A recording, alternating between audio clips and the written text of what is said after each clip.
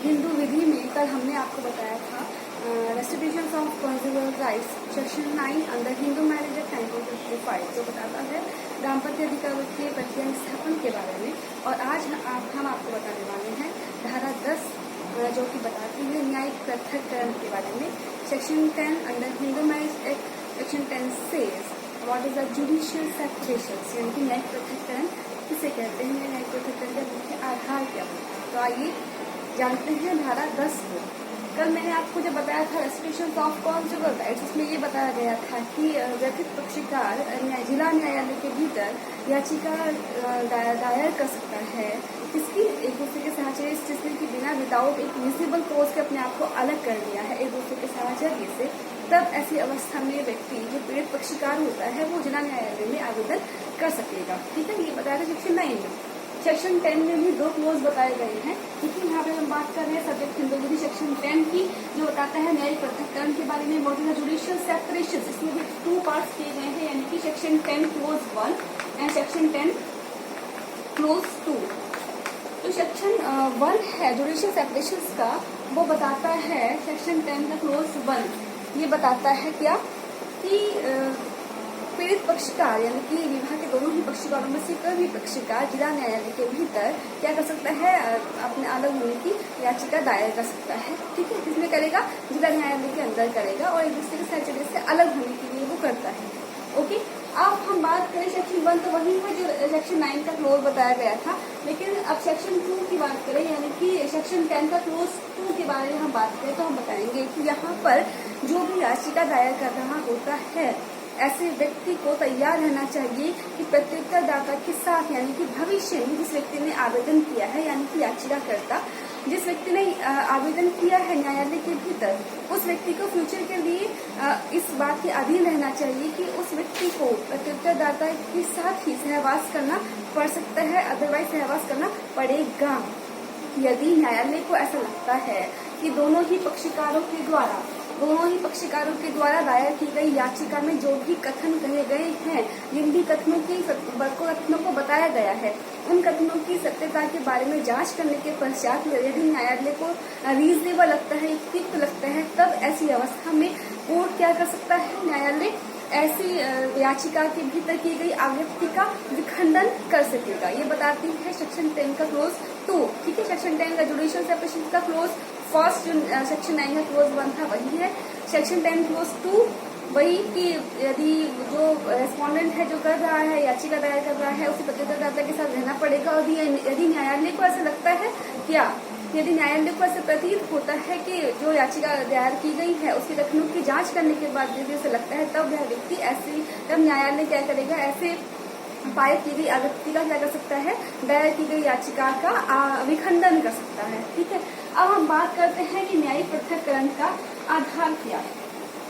What is the main base of the judicial separations? यदि हम judicial separation की बात करें तो इसके 3 आधार कुछ 6 आधार हैं। वो कौन कौन से ग्राउंड्स हैं, तो आइए जानते हैं उस ग्राउंड्स के बारे में। फर्स्ट कहता है कि जब याची के साथ क्रूरता का व्यवहार किया गया हो, ठीक है, याची के विरुद्ध क्या की गई हो, क्रूएलिटी की गई हो। सेकंड कहता है कि जब याचिका दूसरे पक्षकार में 2 वर्ष तक अभित्याग किया हो, यानी कि 2 वर्ष तक क्या किया हो, उस व्यक्ति को अभित्याग कर रखा हो यानी कि छोड़ रखा हो। थर्ड कहता है कि जब दूसरा पक्ष घोर कुष्ठ रोग से पीड़ित रहा हो, ठीक है, क्या रहा हो, जो दूसरा पक्षकार है वो घोर कुष्ठ रोग से पीड़ित हो, उसे कोई कुष्ठ रोग हो। फोर्थ कहता है कि जब प्रत्युत्तरदाता मस्तिष्क विकृतता यानी कि अनसाउंडनेस ऑफ द माइंड, ठीक है, उससे पीड़ित हो। जब आप आईपीसी पढ़ते हैं यानी कि भारतीय दंड संहिता पढ़ते हैं तो इसमें विकृतता को बताया गया है, अनसाउंड माइंड को। ठीक है, तो ये वही मस्तिष्क विकृतता की बात कर रहे हैं कि जब प्रत्युत्तरदाता मस्तिष्क विकृतता से क्या हो, पीड़ित हो। अगला कहता है कि जब प्रत्युत्तरदाता धर्म परिवर्तन कर, यानी कि जब प्रत्युत्तरदाता ने अपने धर्म को परिवर्तन कर लिया हो और धर्म परिवर्तन करके ऐसा व्यक्ति जो है वो हिंदू न रह गया हो, हिंदू नहीं रह गया हो। ठीक है, आगे आता है कि यदि 6 कहता है कि यदि किसी विवाह के पक्षकार के बारे में, यानी कि विवाह के किसी पक्षकार यानी कि कोई भी पक्षकार यदि विवाह के किसी भी पक्षकार के बारे में 7 वर्ष तक कुछ भी ना तो सुना गया हो ना ही कहा गया हो, यानी कि 7 वर्षों तक उसका कुछ अता पता ही ना हो, यानी कि उसके बारे में कुछ भी ना सुना गया हो, तो ये कुछ ग्राउंड्स बताए गए हैं सेक्शन 10 में। तो आपको पता होना चाहिए, एक बार मैं रिवाइज कर देती हूँ। फर्स्ट कहता है कि जब याची के साथ क्रूरतापूर्ण व्यवहार किया गया हो। अगला कहता है कि जब 2 वर्ष तक ऐसे व्यक्ति का क्या किया गया हो, अभित्याग करके रखा हो। अगला कहता है जब व्यक्ति किसी कुष्ठ रोग से पीड़ित हो। नेक्स्ट कहता है कि जब व्यक्ति अनसाउंडनेस ऑफ द माइंड हो, यानी कि मस्तिष्क विकृतता से पीड़ित हो। अगला कहते हैं कि जब किसी व्यक्ति ने धर्म परिवर्तन कर लिया हो और वो हिंदू न रह गया हो। और लास्ट कहता है कि जब ऐसे पक्षकारों में से, विवाह के दोनों ही पक्षकारों में से, जब किसी भी पक्षकार के बारे में 7 वर्ष तक ना कुछ भी कहा गया हो और ना ही कुछ भी सुना गया हो। तो ये 6 ग्राउंड्स बताए गए हैं धारा 10 के अंदर। ठीक है, कि वो आधार कौन कौन से है ये मैंने आपको बताया है। आप चाहें तो इसको एक्सप्लेन कर सकते हैं in detail your on words. अब आगे कहते हैं कि न्यायिक पृथक्करण को उचित ठहराने वाली विधि क्रूरताओं को निम्न भागों में बांटा गया है। हम बात करें जुडिशियल सेपरेशन की, इससे रिलेट करने वाली विविध क्वालिटीज हैं उनको भी डिवाइड किया गया है कुछ पार्ट्स में। तो आइए जानते हैं कि वो पार्ट्स कौन कौन से हैं। फर्स्ट कहता है कि आंशिक चोट, यानी कि कोई भी वास्तविक या फिर आंशिक चोट उसको पहुंचाई गई हो। सेकंड कहता है कि साहचर्य हेतु विवश किया गया हो। साहचर्य हेतु विवश अर्थात अनैतिक सहचर्य हेतु विवश किया गया हो, साथ रहने के लिए विवश करना मतलब। अगला कहता है कि मद्यपान।